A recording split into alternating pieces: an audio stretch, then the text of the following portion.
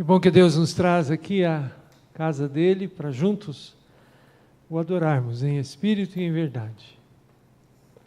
E nós temos ouvido o que Deus nos diz e nessa oportunidade que Deus nos dá hoje, nós voltamos a fazer isso, abrindo as nossas Bíblias no Salmo de número 100.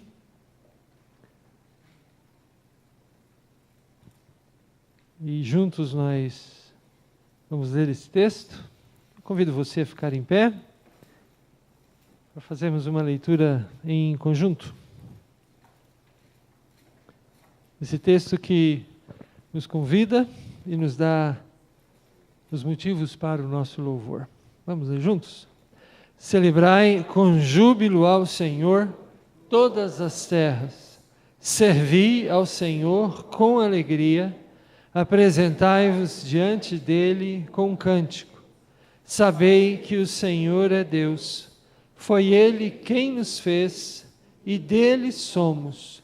Somos o seu povo e rebanho do seu pastoreio. Entrai por suas portas com ações de graças e nos seus átrios com hinos de louvor. Rendei-lhe graças e bendizei-lhe o nome, porque o Senhor é bom, a sua misericórdia dura para sempre, e de geração em geração a sua fidelidade. Vamos então louvar a Deus juntos, cantando Senhor, a tua igreja.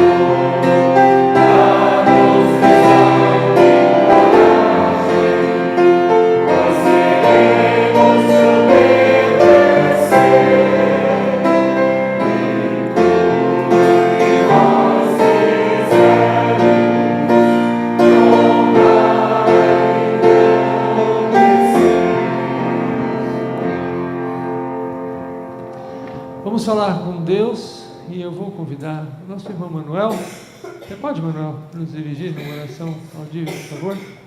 Manuel está aqui, ao lado do pastor Donaldo Reinaldo.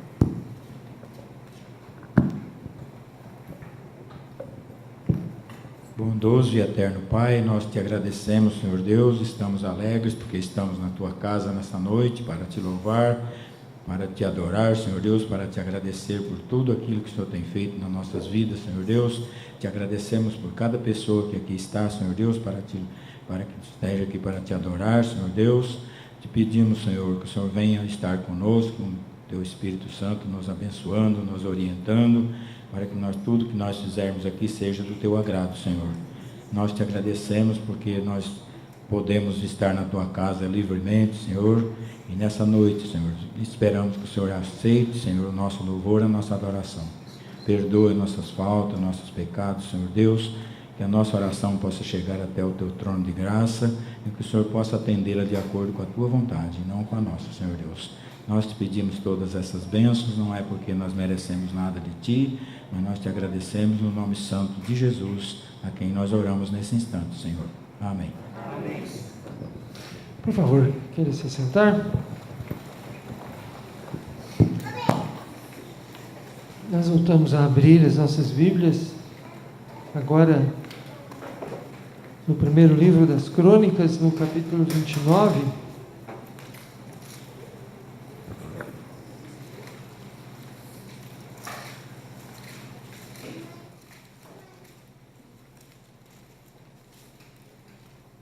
E lemos dos versículos 10 a 22.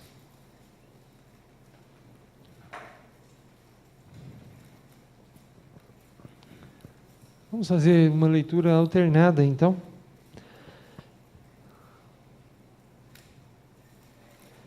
Pelo que Davi louvou ao Senhor perante a congregação toda e disse: Bendito és tu, Senhor, Deus de Israel, nosso Pai, de eternidade em eternidade. Deus, Senhor, é o poder, a grandeza, a honra, a vitória e a majestade, porque teu é tudo quanto há nos céus e na terra. Teu, Senhor, é o reino, e tu te exaltaste por chefe sobre todos. Riquezas e glória vêm de ti. Tu dominas sobre tudo. Na tua mão há força e poder. Contigo está o engrandecer e a tudo dar força. Agora, pois, ó nosso Deus, graças te damos e louvamos o teu glorioso nome. Porque quem sou eu e quem é o meu povo para que pudéssemos dar voluntariamente estas coisas? Porque tudo vem de ti e das tuas mãos tu damos. Porque somos estranhos diante de ti e peregrinos como todos os nossos pais. Como as sombras são os nossos dias sobre a terra e não temos permanência. Senhor nosso Deus, toda essa abundância que preparamos para te edificar uma casa ao teu santo nome vem da tua mão e é toda tua. Bem sei, meu Deus, que tu provas os corações e que da sinceridade te agradas. Eu também, na sinceridade de meu coração, dei voluntariamente todas estas coisas. Acabo de ver com alegria que o teu povo, que se acha aqui, te faz ofertas voluntariamente. Senhor Deus e nossos pais, Abraão, Isaque e Israel, conserva para sempre no coração do teu povo estas disposições e pensamentos. Inclina-lhe o coração para contigo. E a Salomão, meu filho, dá coração íntegro para guardar os teus mandamentos, os teus testemunhos e os teus estatutos, fazendo tudo para edificar este palácio, para o qual eu iniciei. Então disse Davi a toda a congregação: Agora, louvai o Senhor vosso Deus. Então toda a congregação louvou ao Senhor, Deus de seus pais. Todos inclinaram a cabeça, adoraram o Senhor e se prostraram perante o rei.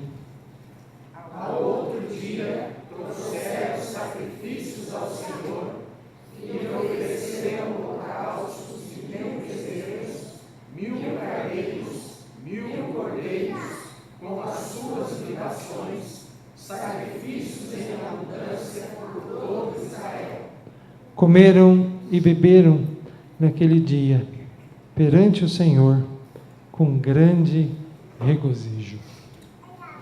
Esse trecho do livro de Crônicas, ele nos fala desse momento singular de consagração. E nós aprendemos aqui que tudo que nós consagramos a Deus é resultado do que Ele nos dá. Então, a consagração é um ato da gratidão e do reconhecimento, da bondade, de Deus que nos alcança. Então nós vamos ter essa oportunidade de, à semelhança do que lemos, também fazer isso. Enquanto nós cantamos esse hino, nós podemos consagrar dízimos e ofertas ao Senhor. Aqueles que assim vieram preparados para fazê-lo, poderão fazê-lo. Eu convido a igreja a ficar em pé para juntos fazermos isso.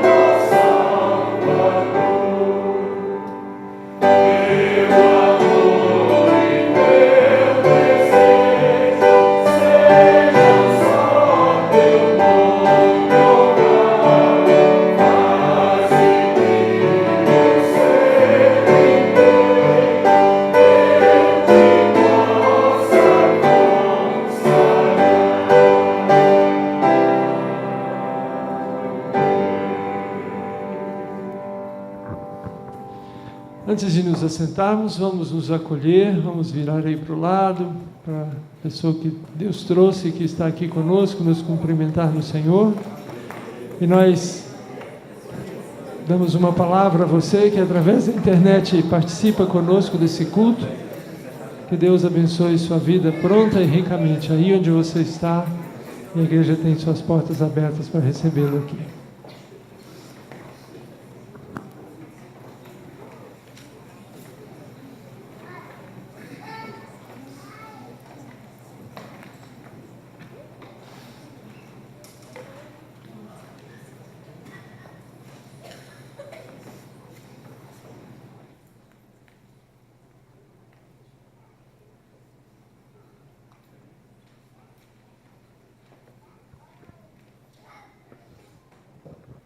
Nós temos uma mensagem para as crianças que estão aqui conosco. A Renata se preparou para acolher as crianças. Temos um slide, eu acredito, né? Falando da...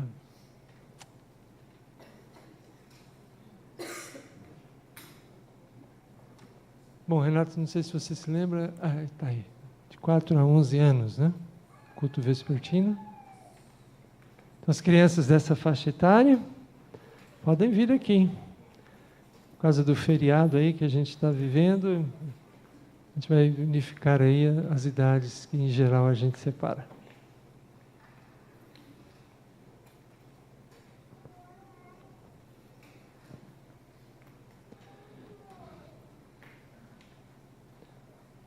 Vamos orar então. Charlie, você pode nos conduzir, por favor?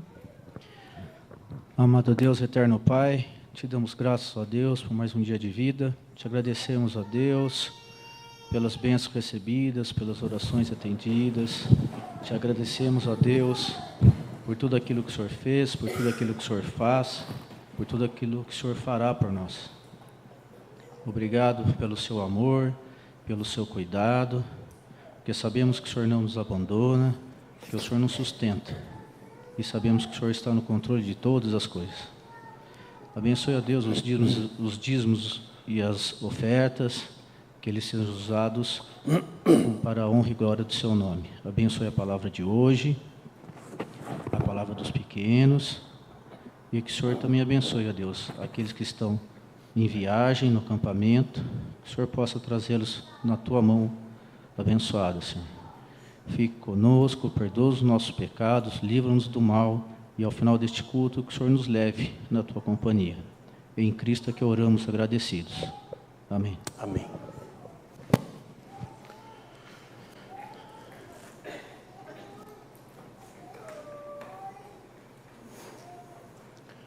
Boa noite, queridos irmãos e irmãs, que a graça e a paz do Senhor Jesus Cristo nos alegrem nesta noite. Verdadeira alegria que vem do coração de Deus, do Espírito Santo de Deus para o nosso coração. Na formulação da nossa liturgia hoje, nós procuramos mostrar através dos textos que já lemos, dos hinos que cantamos, a resposta afetiva do povo de Deus, com alegria, com sincero sentimento e afeto de gratidão àquele que nos resgatou das trevas para a sua maravilhosa luz. Nós damos graças a Deus porque a nossa igreja está vazia hoje, não porque as pessoas estão nos bailes de carnaval ou na festa da carne que se propaga nesses dias, né? Mas a grande maioria ou está descansando em algum lugar, ou está num acampamento como os nossos jovens e adolescentes e os líderes que os acompanham. E nós temos a oportunidade de mostrar nesses dias a verdadeira alegria, o verdadeiro contentamento que vem do Senhor Jesus Cristo para o nosso coração. Nós estamos comemorando este ano os 500 anos de reforma. É tempo então de reforma e de renovação. Esse é o tema geral que tem nos acompanhado durante já esses 2 primeiros meses.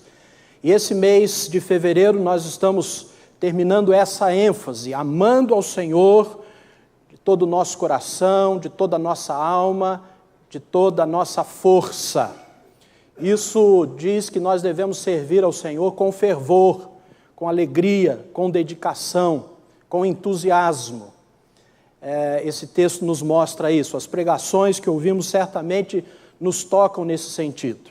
E hoje, pensando um pouquinho ainda sobre o aniversário da nossa igreja, no último dia 22, 58 anos, já tivemos a nossa festa, mas ainda nos alegramos por essa bênção de sermos igreja do Senhor Jesus Cristo aqui neste lugar já há tantos anos, para proclamarmos juntos a palavra do Senhor. E eu gostaria de refletir nessa noite com os irmãos e irmãs a respeito de uma das cartas, das 7 escritas no Apocalipse para as igrejas. E nós vamos lá no capítulo 3, no versículo 14, do livro do Apocalipse. O livro que você pode resumir numa frase: não tenha medo. É isso que esse livro diz para nós crentes: não tenha medo. O Senhor está no controle e no governo de todas as coisas. Então nós não precisamos temer o mal. Mas esse livro também tem sido chamado de o 5º Evangelho. Sabe por quê? Porque ele é a revelação do Senhor Jesus Cristo. Nos primeiros capítulos nós vemos quem Jesus Cristo é. Ele é descrito, assim como os evangelhos nos descrevem a obra, a missão de Jesus Cristo, sua morte, sua ressurreição. Esse livro também pode ser considerado o 5º Evangelho. E se você se lembra de alguma vez que você leu o livro de Apocalipse, especialmente o capítulo 2 e 3, essas cartas que são escritas a essas 7 igrejas da Ásia, você pode notar uma coisa, que aqui Jesus, que endereça essas cartas, né, pelo seu carteiro João, e a mensagem foi escrita pelo Espírito Santo, aquele que tem ouvidos ouça o que o Espírito diz às igrejas. me parece que é uma chamada à igreja para o arrependimento. Mas parece que esse conceito, esse termo está meio fora de moda hoje. E, portanto, a carta a essas 7 igrejas é muito atual para nós. Porque falar em pecado parece que hoje está politicamente incorreta. Mas, quando Jesus chama a sua igreja ao arrependimento, é porque há pecado nela. E ela precisa se arrepender e se voltar para o Senhor Jesus Cristo aqui revelado. O Apocalipse, então, ele contém essa revelação de Jesus Cristo para toda a igreja, com o objetivo de prepará-la para o que vai acontecer. E esses 2 capítulos que nos referimos, o 2 e o 3, foram dedicados exclusivamente às igrejas. O número 7, nós já podemos entender um pouquinho, né, que é o número de plenitude. Essas 7 igrejas representam, portanto, né, a mensagem que Jesus Cristo quer para todas as igrejas, em todas as épocas e tempos. E é descrita em detalhes nessas cartas, né, a situação pela qual elas estão passando. Você vai ver que cada igreja dessa está passando por uma situação específica. É descrita também a fé que elas estão professando, a missão que elas devem desempenhar, o ambiente, é muito importante, nós vamos ver isso esta noite, que as cercavam e na qual devem se desenvolver. E é descrita a composição interna das igrejas, os seus sofrimentos, as suas vergonhas, além de adverti-las, elas também são desafiadas a vencer, sendo-lhes mostrada, então, qual será a sua recompensa. Mas é interessante, queridos irmãos, que apesar da situação crítica, pelo menos de 5 igrejas, porque 2 delas parece que só há elogios, mas apesar da situação crítica das igrejas aqui estudadas, Jesus é visto como andando no meio dos candeeiros.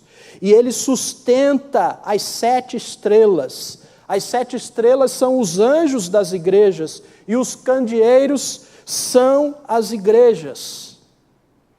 E diante de problemas que são descritos tão sérios como frieza espiritual, devassidão moral, infidelidade, legalismo, liberalismo, diante dessas descrições, qual é a igreja de Cristo? Todas elas. Todas elas. Ele as adverte, ele as repreende, disciplina, mas não abre mão delas, porque ele está andando no meio dos candeeiros. E a descrição desses candeeiros, candeeiros de ouro. A igreja é preciosa para Cristo Jesus. Porque um dia ele disse que ele edificaria a sua igreja e que as portas do inferno não prevaleceriam contra ela. Cristo, portanto, na revelação que ele nos dá aqui no livro do Apocalipse, ele não abre mão de suas igrejas, de suas comunidades. Ele sempre as convoca, entretanto, para viver de acordo com os seus propósitos. Com os seus propósitos. E não de acordo com os propósitos e valores do mundo. Especialmente com esta lógica do mercado atual, né? Porque você liga a televisão em alguns canais, parece que a igreja virou um verdadeiro mercado de compra e venda. Depois dessa introdução, vamos lá no capítulo 3 e vamos ver a carta a esta última igreja das 7 aí descritas. A carta à igreja em Laodiceia. Ao anjo da igreja em Laodiceia escreve. Aí vem a descrição de Jesus Cristo. Estas coisas diz o Amém, a testemunha fiel e verdadeira, o princípio da criação de Deus. É assim que Jesus Cristo se apresenta para esta igreja. Aqui vem a advertência de Jesus, ou o diagnóstico que Jesus faz dessa igreja. Conheço as tuas obras, que nem és frio, nem quente. Quem dera fosses frio ou quente. Assim, porque és morno, e nem és quente nem frio, estou a ponto de vomitar-te da minha boca. Pois dizes, estou rico e abastado, e não preciso de coisa alguma. E nem sabes que tu és infeliz, sim, miserável, pobre, cego e nu. Aconselho-te que de mim compres ouro refinado pelo fogo para te enriqueceres, vestiduras brancas para te vestires, a fim de que não seja manifesta a vergonha da tua nudez, e colírio para ungir os olhos, a fim de que vejas. Eu repreendo e disciplino a quantos amo. Sê, pois, zeloso e arrepende-te. Eis que estou à porta e bato. Se alguém ouvir a minha voz e abrir a porta, entrarei em sua casa, cearei com ele e ele comigo. Ao vencedor, dar-lhe-ei sentar-se comigo no meu trono, assim como também eu venci e me sentei com meu Pai no meu trono. Quem tem ouvidos, ouça o que o Espírito diz às igrejas. Que Deus nos dê esse ouvido aberto para a sua palavra nesta hora. Amém? Precisamos descrever então um pouco dessa igreja e da localização dela, onde ela está inserida. Primeiro, a cidade de Laodiceia. A cidade de Laodiceia era muito importante por causa da sua localização. Ela ficava no meio das grandes rotas comerciais daquela época na Ásia. Era uma cidade, portanto, rica, era uma cidade opulenta. E esta localização contribuiu para que a cidade se tornasse um centro bancário e industrial de destaque naquela época. A cidade era tão rica que quando um terremoto a danificou consideravelmente entre os anos 60 e 61 depois de Cristo, juntamente com outras cidades da Ásia, ela foi capaz de financiar a reconstrução com recursos próprios, sem recorrer aos subsídios substanciais do Tesouro Imperial, como as outras cidades. A cidade era famosa também pela sua indústria de tecido. Ela fazia um tecido negro, muito requisitado pelas pessoas, para fazer roupas, para fazer tapetes. Ela era também uma cidade famosa por isso. Ela contava também com uma escola de medicina. Uma escola de medicina. E, particularmente, essa escola de medicina era conhecida por causa do tratamento através de uma pomada para os ouvidos e pelo pó frígio usado para fabricar colírio para os olhos. Essas informações certamente já nos ajudam a entender um pouco da linguagem, né, que Jesus está dirigindo a esta igreja. Mas vamos ainda mais um detalhe sobre aquela região. A região era formada por 3 cidades: Colossos, Hierápolis e Laodiceia. Em Colossos ficavam as fontes de águas frias. E em Hierápolis havia fonte de água quente. Era Caldas Novas, né, daqueles dias. Mas essa Hierápolis, que fornecia essa água quente, que em seu curso sobre o planalto tornava-se morna, e nesta condição ela fluía dos rochedos fronteiros a Laodiceia. Então, tanto as águas quentes de Hierápolis, como as águas frias de Colossos eram terapêuticas, mas as águas mornas de Laodiceia eram intragáveis. Intragáveis. Então, certamente isso nos ajuda a compreender também um pouquinho mais da linguagem que Jesus Cristo está usando para se dirigir a esta igreja. Mas vamos agora à descrição desta igreja, que se encontrava nesta cidade opulenta, rica, famosa pelos seus tecidos, pelos seus colírios, pela sua medicina. De todas as cartas às igrejas da Ásia, esta é a mais severa. Jesus não faz nenhum elogio à igreja de Laodiceia. A igreja parece que tinha a cara da cidade. Em vez de transformar a cidade, ela tinha se conformado àquela cidade.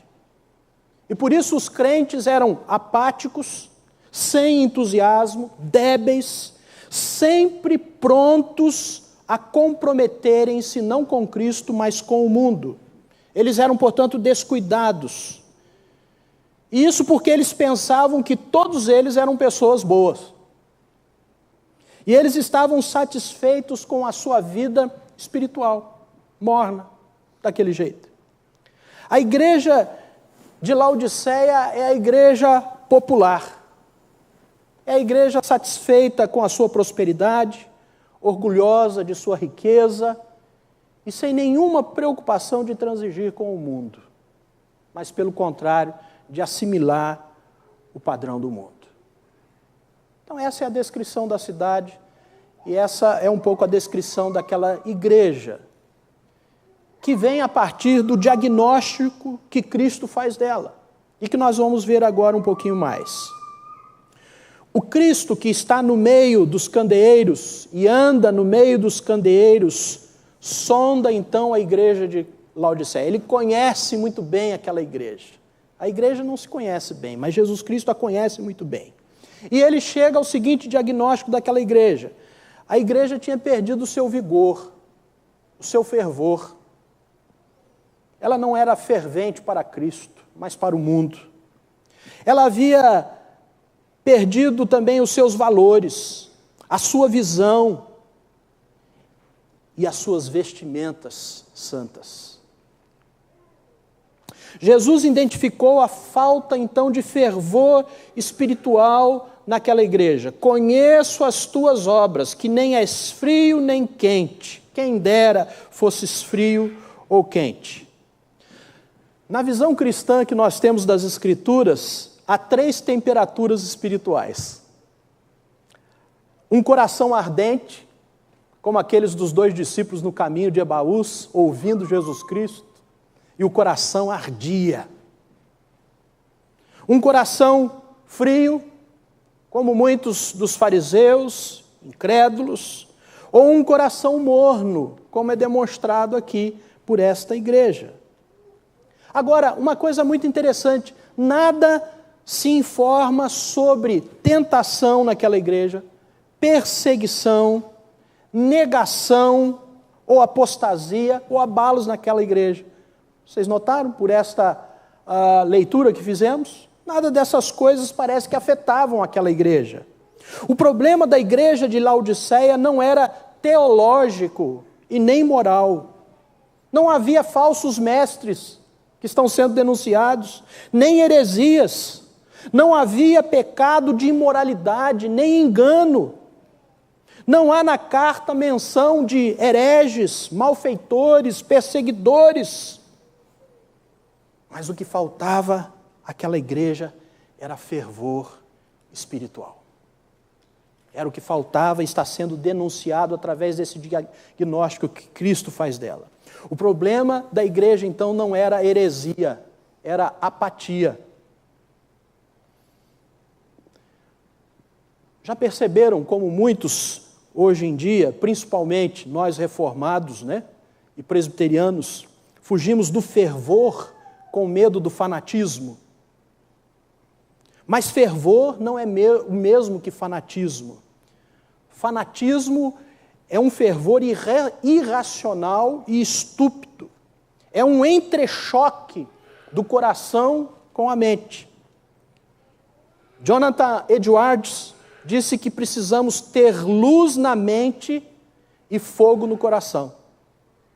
Ele diz que é preciso haver entendimento e também fervor, pois se o coração tiver calor sem luz, não poderá haver nada divino ou celestial nele.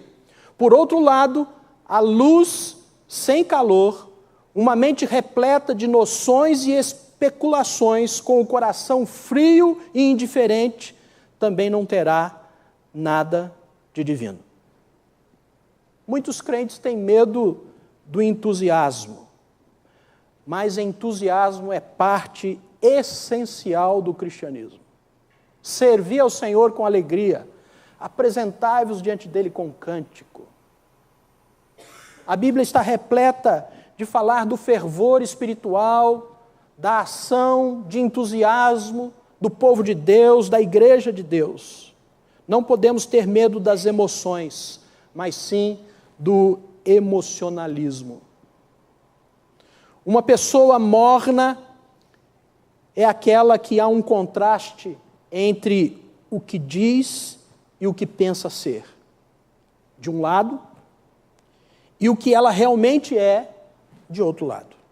Ser morno é ser cego à sua verdadeira condição. Então Jesus identifica esta falta de fervor naquela igreja. Mas Jesus identificou outra coisa naquela igreja. Identificou a autossatisfação e o auto-engano daquela igreja, que provavelmente gerava a mornidão, a apatia, a acomodação daquela igreja.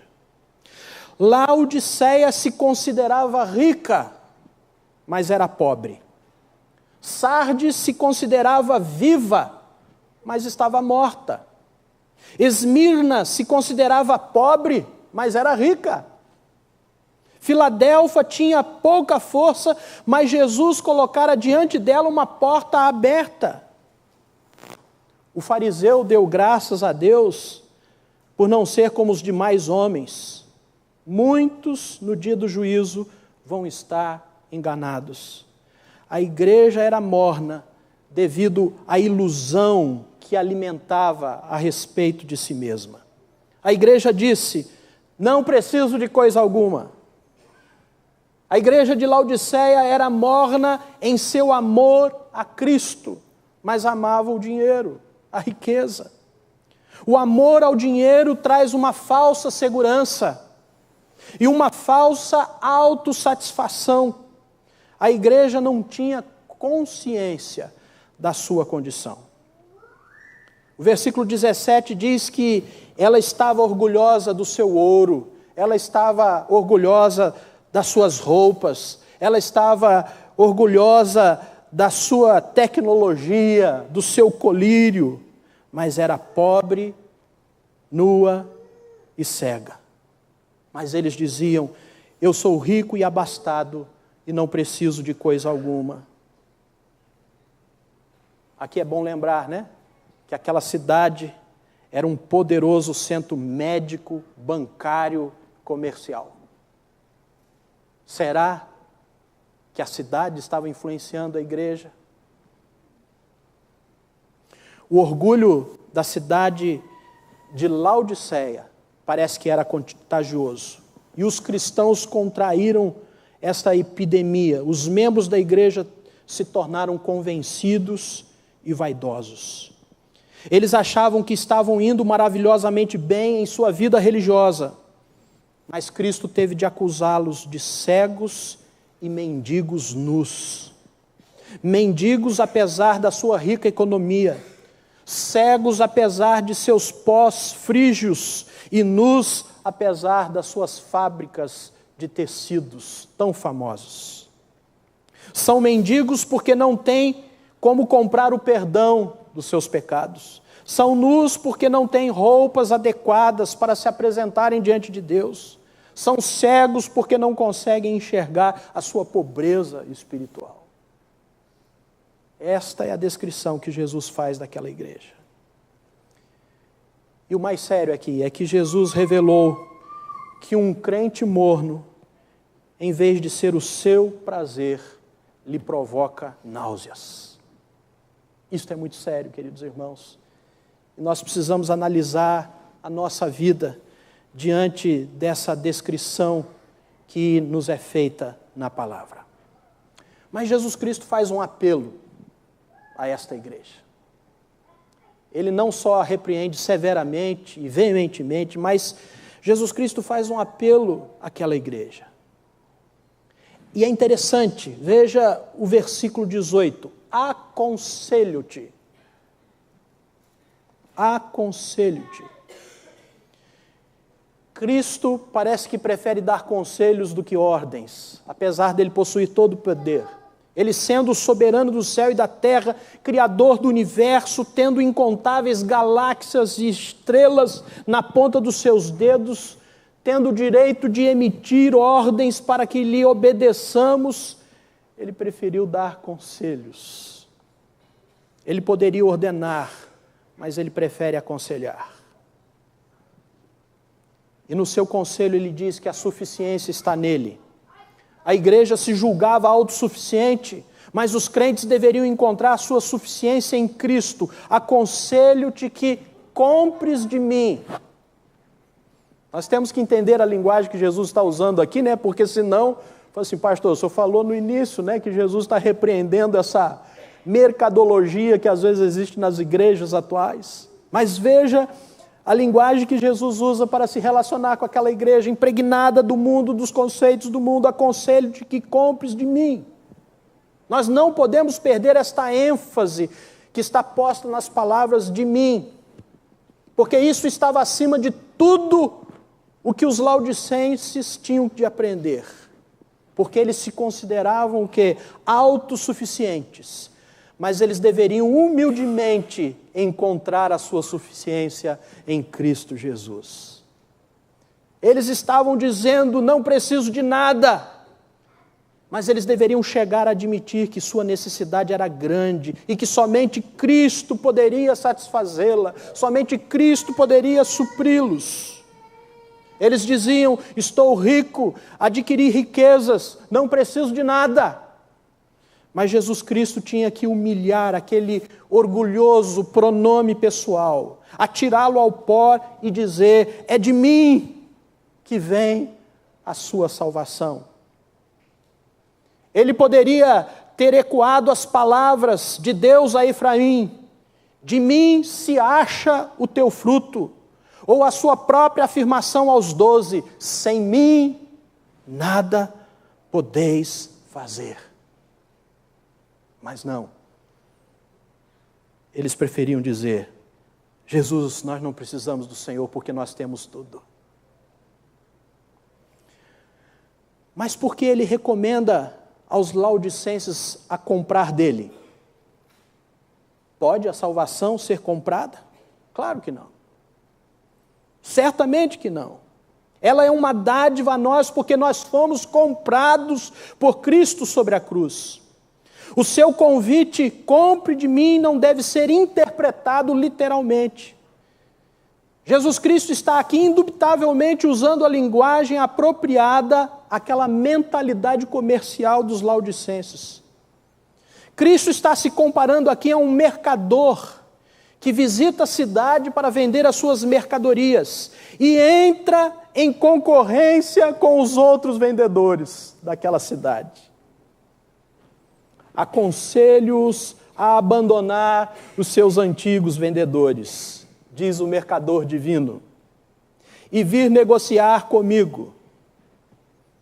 Talvez ele esteja pensando no convite de Yahvé ao povo de Israel. Todos vós que tendes sede, vinde às águas. E vós que não tendes dinheiro, vinde, comprai e comei. Sim, vinde e comprai sem dinheiro e sem preço, vinho e leite. E assim Cristo continua. Eu o aconselho a comprar de mim ouro refinado no fogo, para que se torne rico.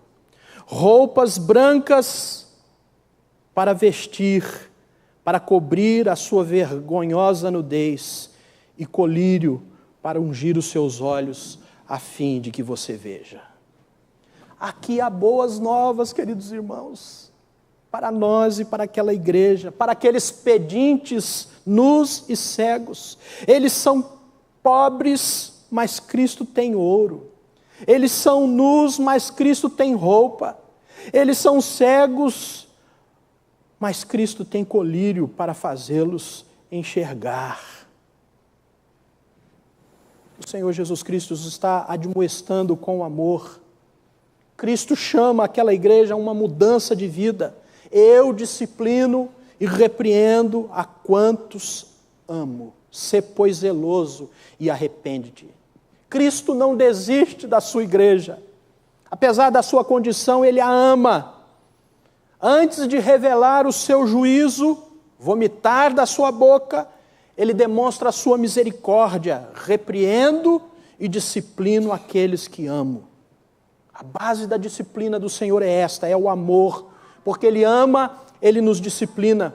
Porque Ele ama, Ele nos chama ao arrependimento. Porque Ele ama, Ele nos dá oportunidade de recomeçarmos. Porque Ele ama, Ele está disposto a perdoar-nos.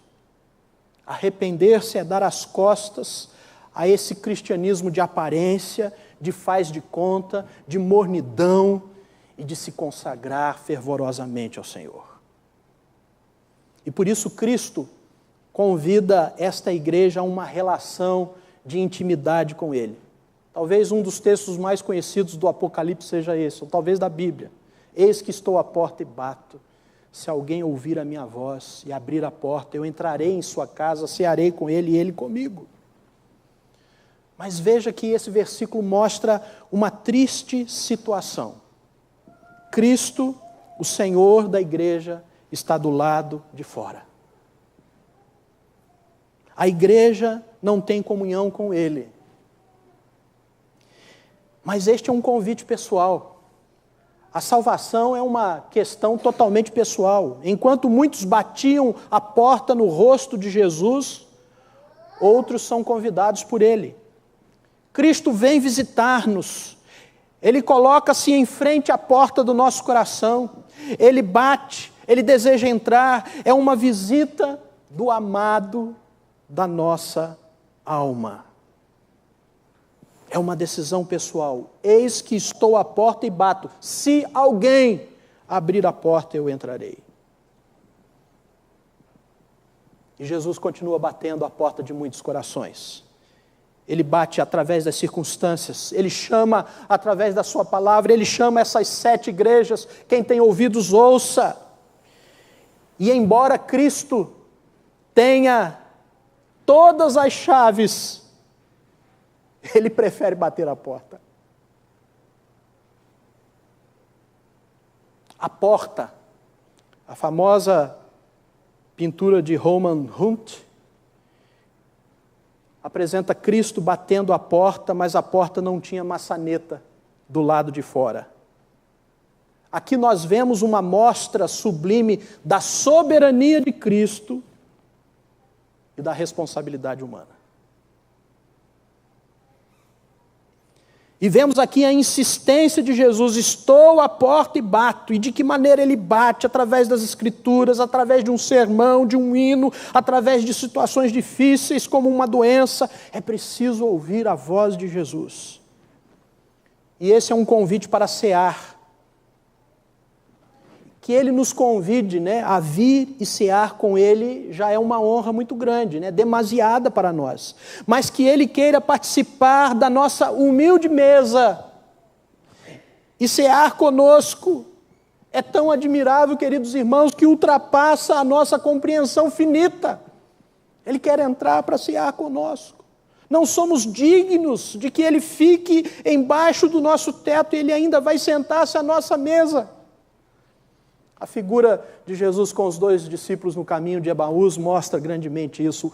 O visitante, ele se torna o anfitrião. Ele se põe à mesa e ele parte o pão conosco, como vamos partir daqui a pouco, para cearmos com Ele.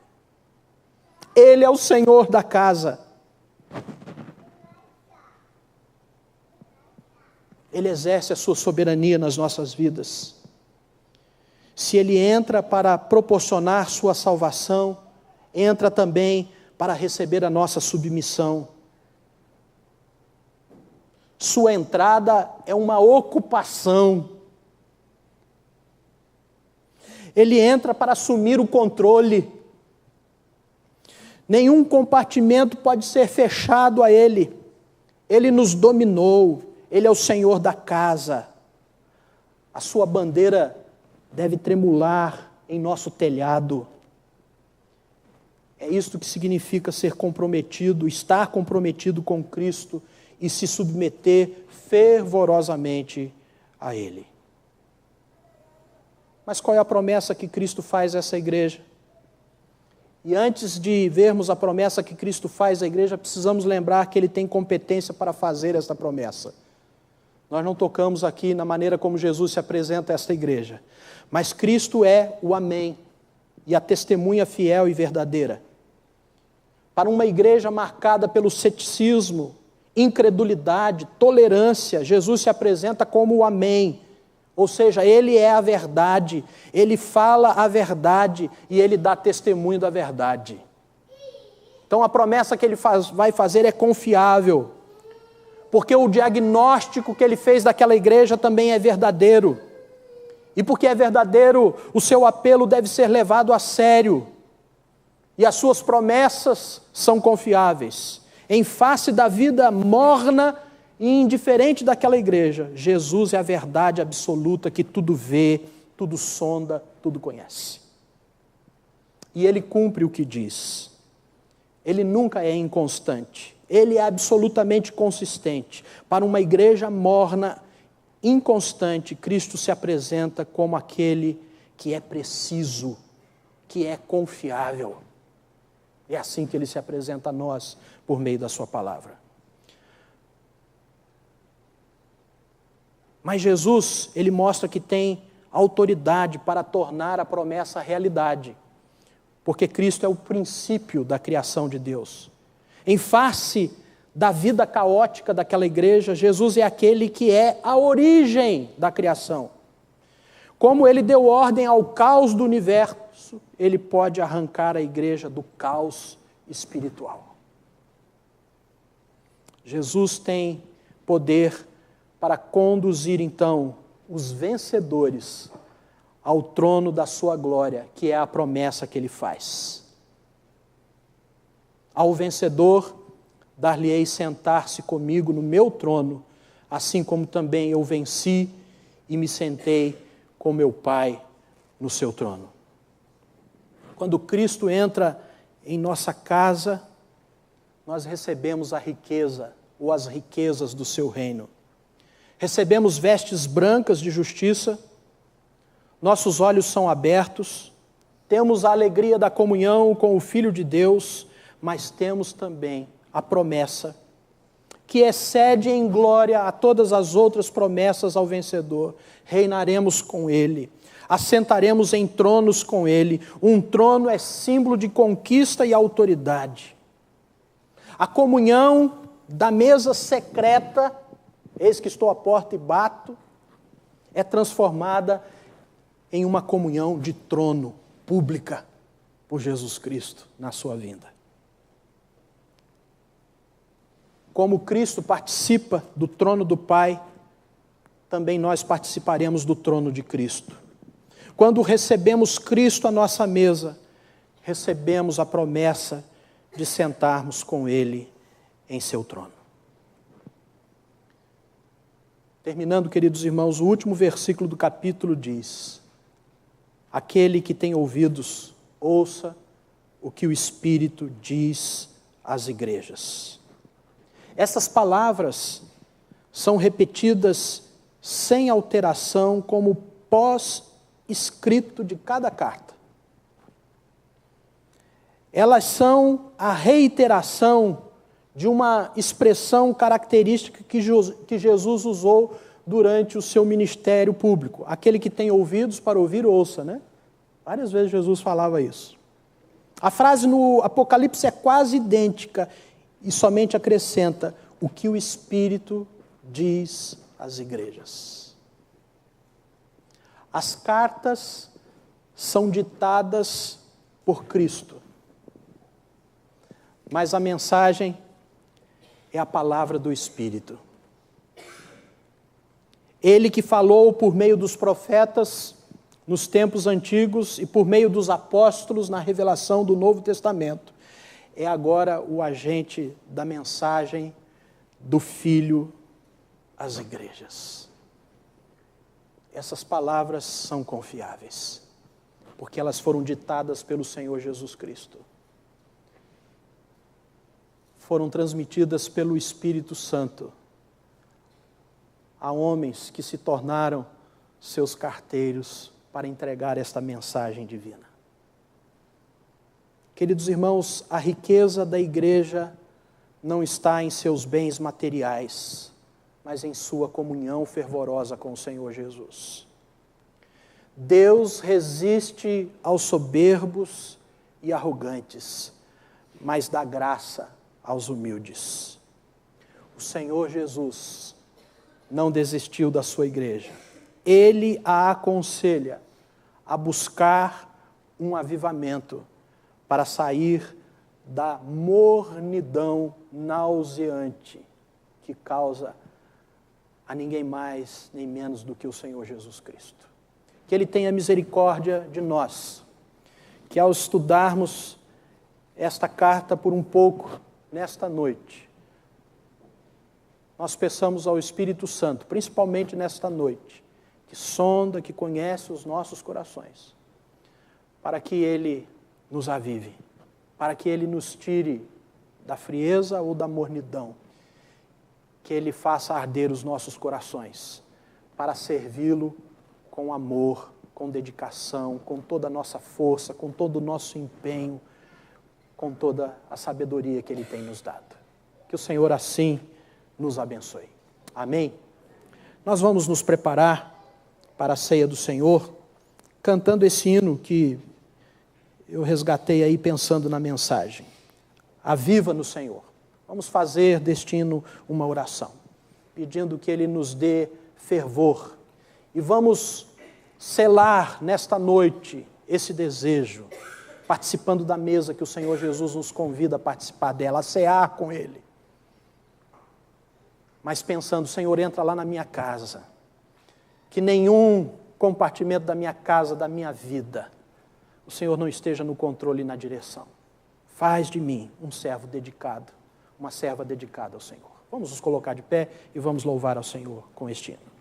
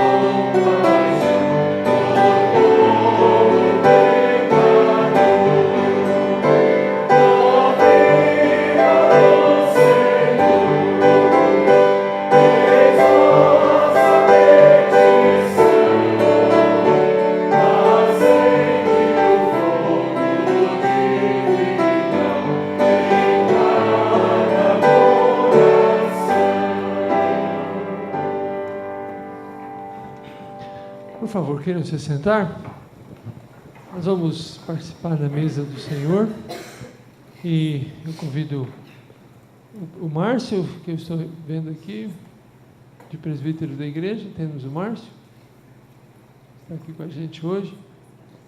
E eu vou convidar o pastor Donaldo. Você pode, Donaldo, nos ajudar aqui, por favor? Algum outro presbítero da Igreja Presbiteriana presente aqui conosco? O Zé Jorge é presbítero em disponibilidade, não é, Zé? Então nos ajuda aqui também, por favor, Zé. É, assim mesmo, como o Donaldo aí, ó. O terno é só uma convenção, não é uma ordem, é só uma convenção o terno. Então o que importa é que os presbíteros estejam aqui para servir o rebanho de Deus, o alimento de Deus. Como acabamos de ouvir na mensagem, participar da ceia do Senhor é um convite e é um privilégio.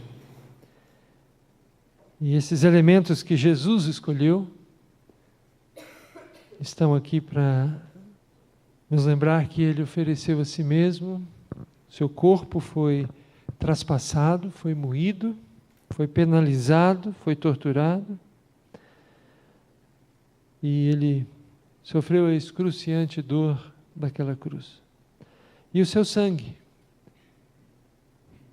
simbolizado pelos sacrifícios que Deus instituiu também desde a época de Moisés, o seu sangue foi também oferecido. O único sangue realmente capaz de perdoar os pecados, de ser visto por Deus como um sangue puro, é o sangue de Cristo. Os outros tipos de sangue dos animais eram apenas um reflexo do que o sangue de Cristo é. O sangue de Cristo é a realidade. E Ele escolheu o pão e escolheu também o cálice para simbolizar essa salvação tão grande que Deus é quem proporciona para nós. Deus é quem abre os nossos olhos, Deus é quem nos cura da cegueira, Deus é quem nos põe uma roupa nova, quem nos reveste da santidade de Cristo. Ele é quem, de fato, opera em nós. Então nós vamos participar da mesa, todo membro da igreja que está em plena comunhão com a Igreja de Cristo tem acesso a essa mesa, porque essa é a mesa do Senhor Jesus. E vamos orar a Deus para participarmos bem desse elemento. Vou pedir para o Márcio, pode, por favor, Márcio. Senhor Deus, nós nos alegramos porque o Senhor é Deus da graça, o Deus da misericórdia. Nós estamos aqui diante do Senhor porque o Senhor assim estendeu a tua mão a todos nós. O Senhor designou, Pai, teu Filho para nos conduzir à salvação. E nessa noite, ó Deus, nós queremos gravar em nosso coração, estender, ó Deus, a nossa gratidão ao Senhor pelo sacrifício de Cristo e por aquilo que Ele um dia nos ensinou através da ceia. E esses símbolos, ó Deus, nos ajudam a fortalecer em nossa mente e nosso coração o Teu amor, o Teu perdão, a Tua graça e misericórdia. Por isso, Senhor, aviva em nossos corações essa lembrança, esse compromisso de servir o Senhor, esse desejo sincero de reconhecermos o Teu perdão, a Tua salvação, ó Pai. Que o Senhor nos ajude e aceite o nosso louvor, em nome do Teu Filho amado Jesus. Amém.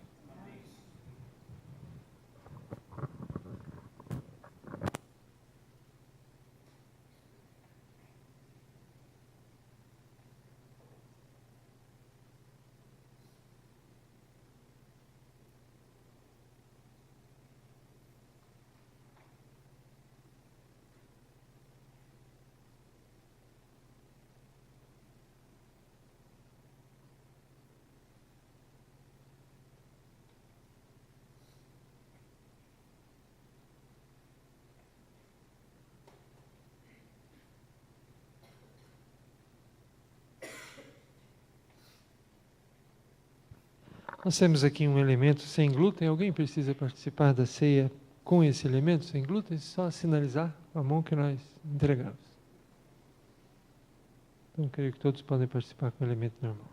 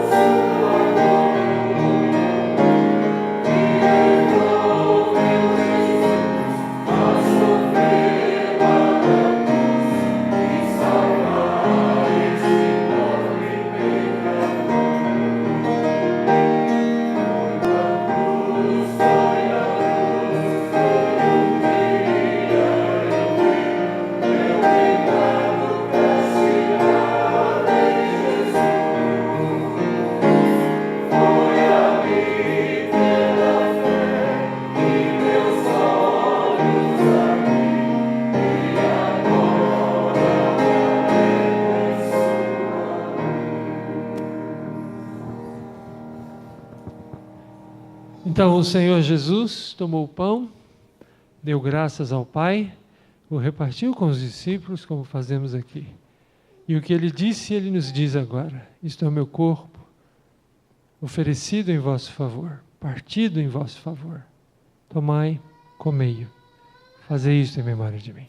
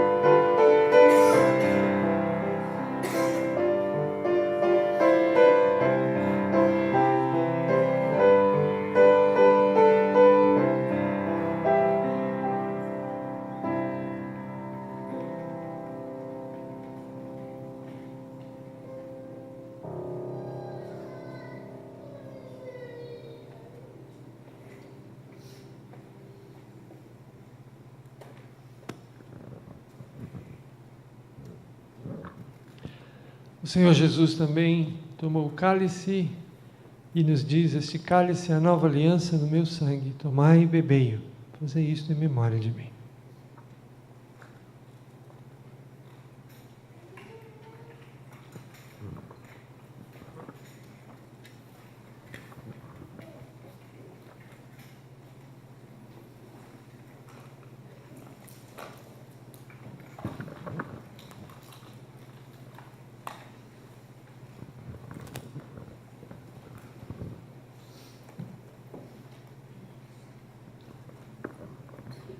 Vamos ficar todos de pé, por favor. Vamos orar. Pai, ajuda-nos a levar conosco daqui esse conselho que Jesus resolveu colocar assim: aconselho-te. Um conselho para a vida, para a reforma, para a renovação, para a transformação.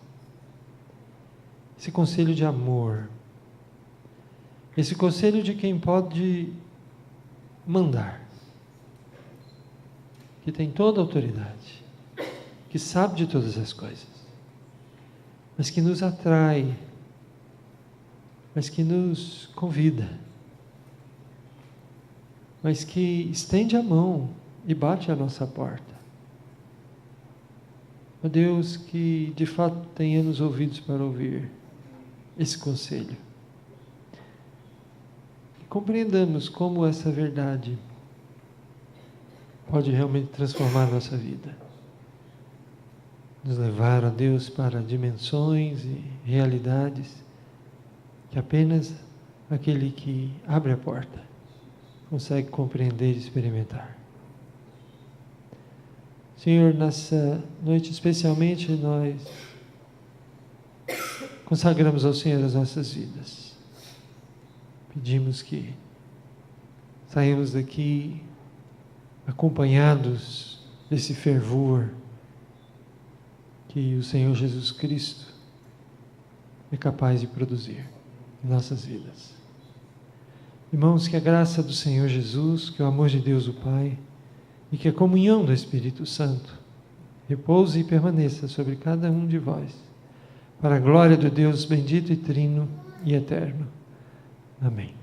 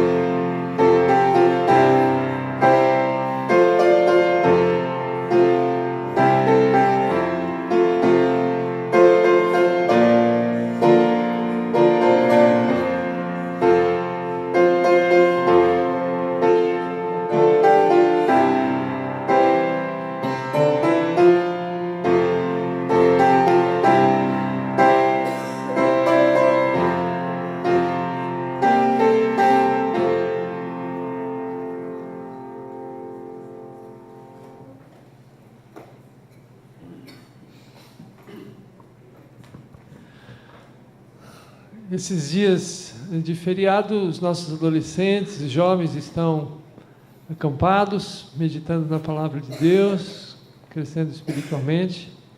Ontem também um grupo aqui da igreja e amanhã, novamente, um grupo de adultos, casais ou solteiros, casais com crianças também, pode ser. Nós estamos nos reunindo aqui em Atibaia não, em Indaiatuba, e se você quiser, pode falar comigo, com o pastor Ricardo ainda hoje, e nós podemos passar para você lá a localização, e será uma alegria ter você lá com a gente amanhã. E nós temos aqui o Guilherme e a Jamila. O Miguel ainda está internado, né? Guilherme e a Jamila ganharam um bebezinho, Miguel, de 26 semanas. Então ele nasceu, está na UTI neonatal. Hoje de manhã nós oramos por vocês e pelo filhinho de vocês. E nós vamos por favor, levar o nome do Miguel para as nossas orações pessoais e levar o nome da Jamila e do Guilherme também, que estão nesse momento. Deus abençoe vocês, viu? Boa semana.